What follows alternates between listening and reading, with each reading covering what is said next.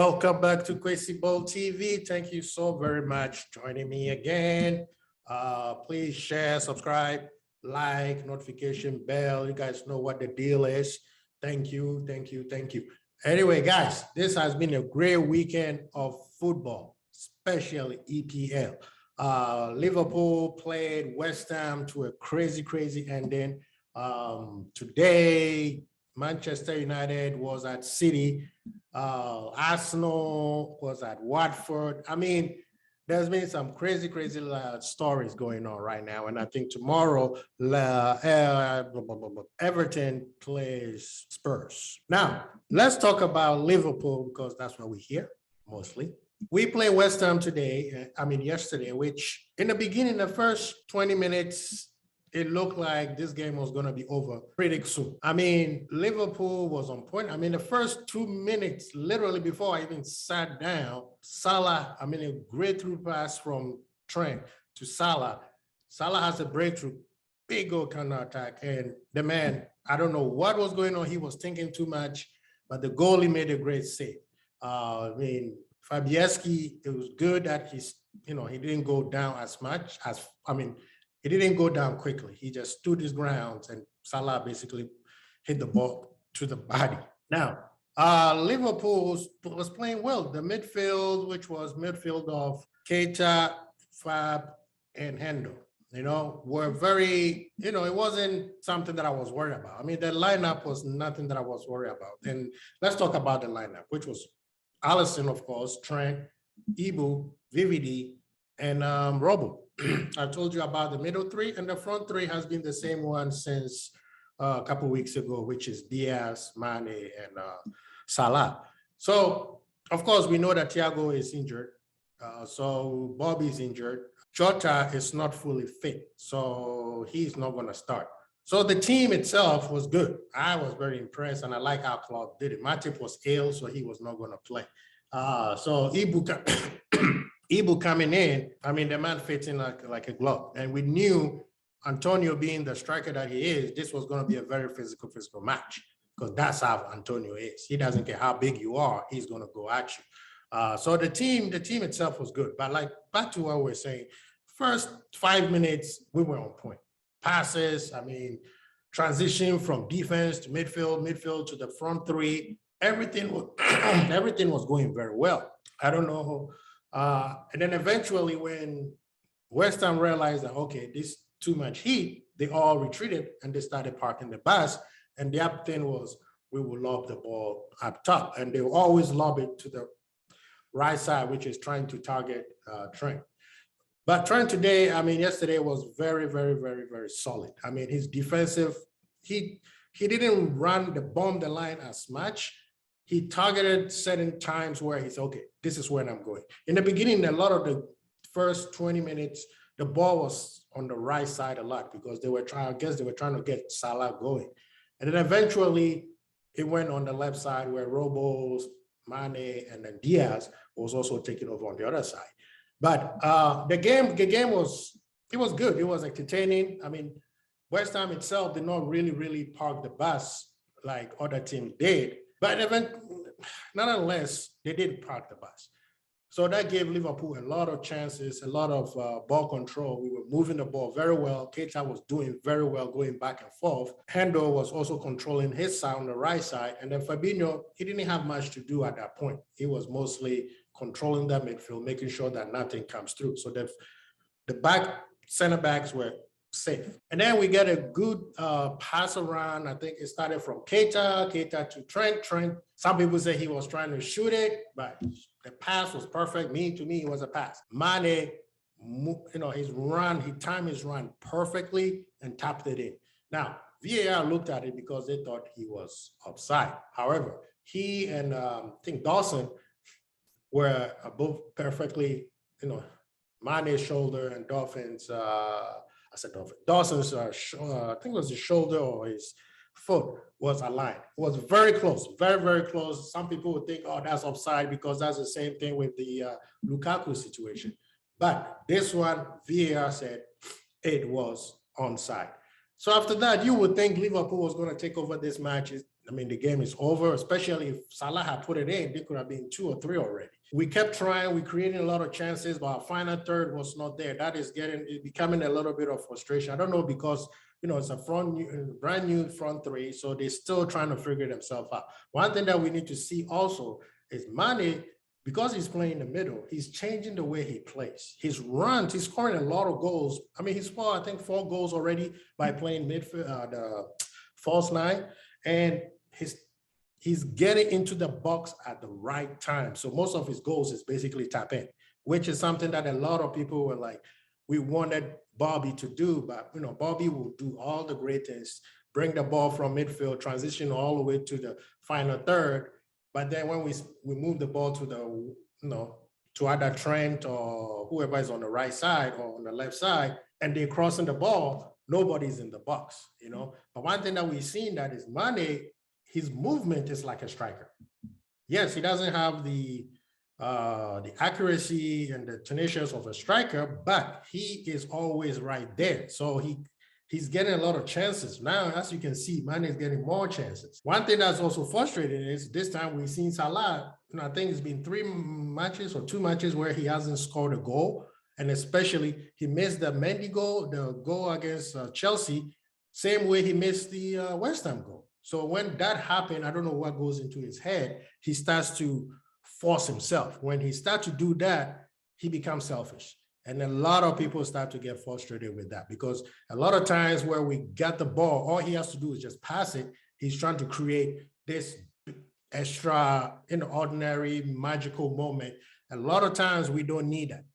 It will come. So I'm hoping that Salah will go back to the community Salah where he start passing, working with what he got, and then eventually he will be right there to score the goals. Now we come to the second half, Liverpool up 1. Bowen got injured, so they made a few subs. And I think the subs that they did helped them, because now they were not direct anymore. They were able to keep the ball a little bit in the midfield and kind of then be able to launch the ball over because of our high line, they were always trying to go over our head. At one point, you could see that every time they got the ball, 2 of the attackers was right beside Trent, So it was a great match. I mean, second half, they brought it. You got to give them respect. Everybody think that Liverpool is supposed to score a lot of goals. Yes, we create a lot, but we're missing a lot. And that's the problem, because we could have finished this match in the first half. It could have been 3-0, second half, we just managing the thing. But one thing that I like is we did manage a 1-0, which is one of the hardest things to do. And that takes the heart of a champion. We know how hard it is, because at any time you could lose it. And the thing is, West Ham didn't come in to lose. Their game plan was flawless. Regardless of what Liverpool does, they were going to keep up with their plan. And their plan was working. The goal is the plan for them to keep it at 0-0 or close by. And then the last 20, 30 minutes, they go at you. And it has worked for them a lot of times. And it looked like it was going to work for them, because this game, usually back in the day, Liverpool that probably drew, or sometimes even lose. But the game ended up finishing. Now, let's talk about some of the chances that they created. They created a lot of chances. Some of their goal, Lanzini was right in front of the net and he killed about 50 birds.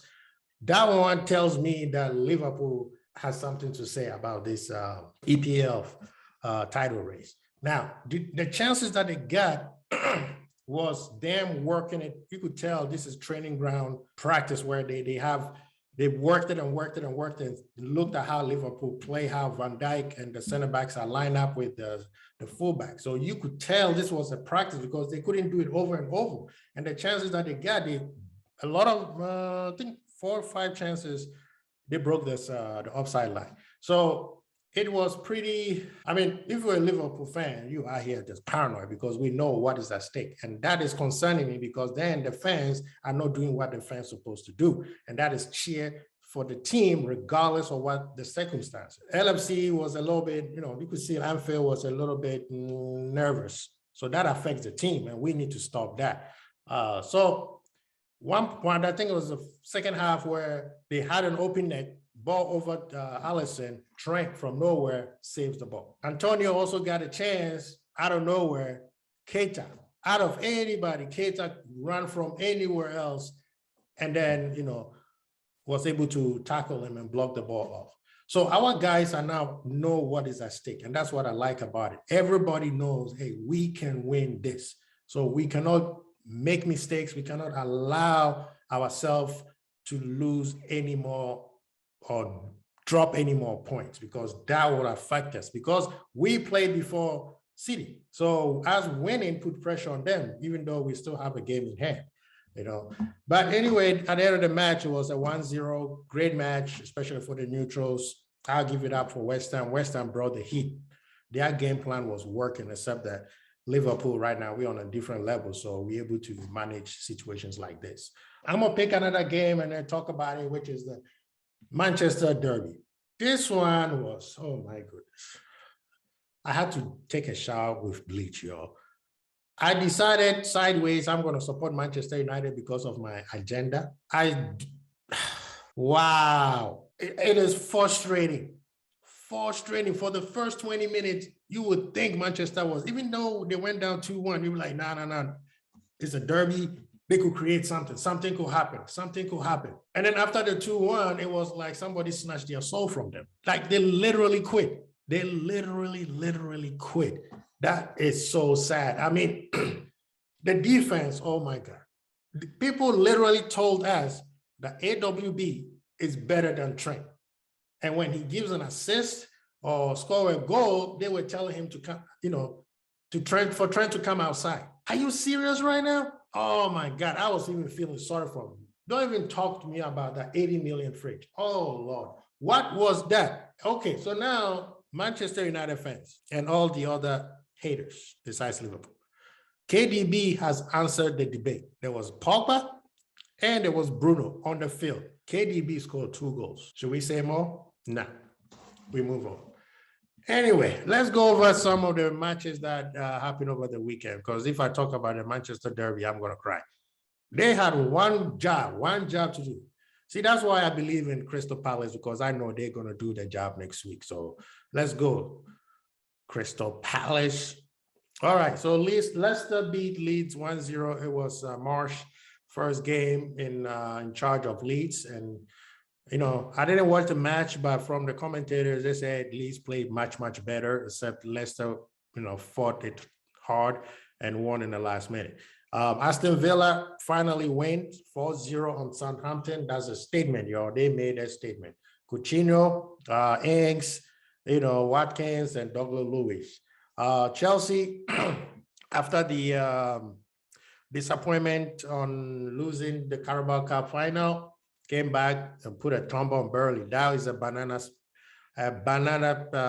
peel match right there. It could have gone bad for them, but they stuck to it and they did very well.